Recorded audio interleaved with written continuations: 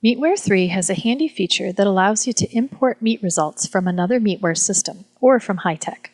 Occasionally, however, you may find a team that does not use a Meet management system or does not know how to export results. You may also not want to import the results from all of the teams in a very large Meet, for example, a state Meet. You can still input those results into MEETWARE 3 so that it looks like you ran the Meet in your system. It just takes a little longer than importing. This video assumes that you already have a basic knowledge of setting up meets, seeding, and using offline scoring already. The first thing you need to do is set up the meet, just like you would with any other.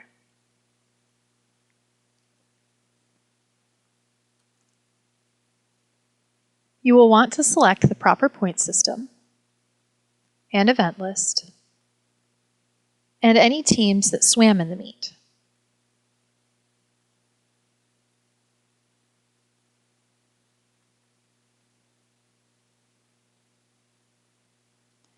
There are two ways to set up heats for the meet. You can either seed the meet as if you were swimming it, or set up the heats in offline individually.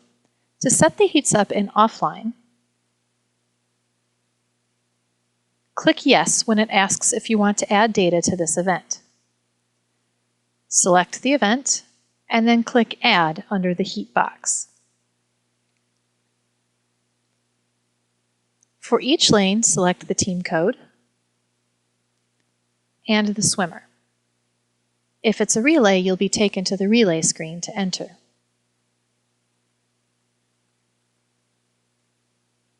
Now you can enter the time.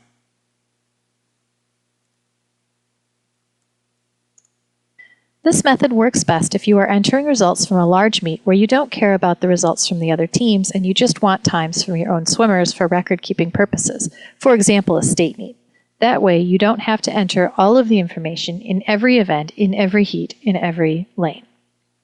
For a dual meet for which you want to keep track of the times and points for both teams, you may find it easier to seed the meet first. If you are going to seed the meet, go ahead and set it up as if you were running it at your pool.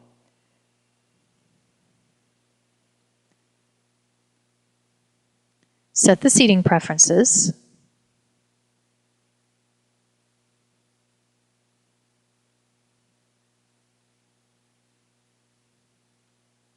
And enter the seed data.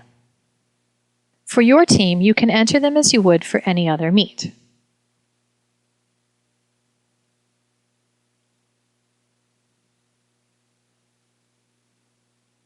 For the other team, you can either enter their swimmers by name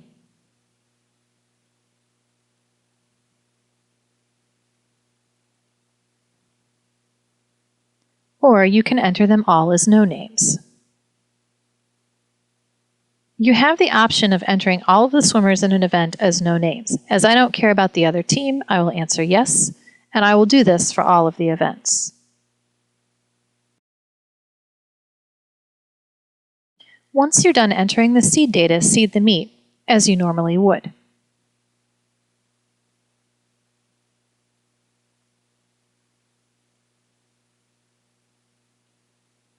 If you set everything up correctly, it should seed like an actual meet. Now you can enter the times into offline scoring. Select the meet and the first event. For the other team, you can just type in the final times by clicking in the time box and typing in the time without punctuation.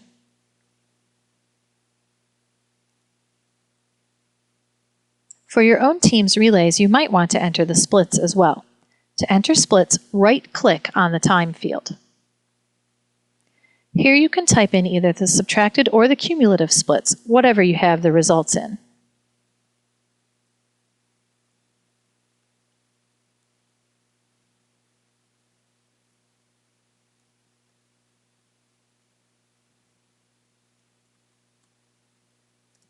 Once you have finished inputting the splits, click Close to accept them.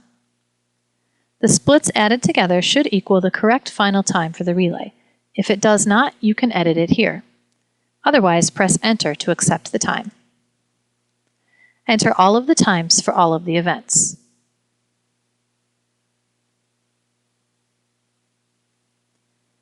For the diving event, click on the Total Score field and type in the total score for each diver.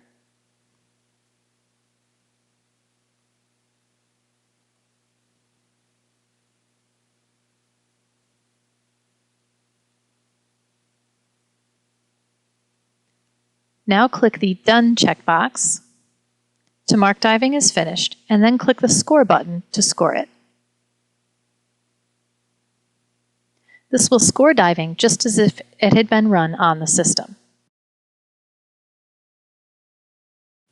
Once you have entered all the times for the meet, click on the Score All checkbox here, and then click the Score button.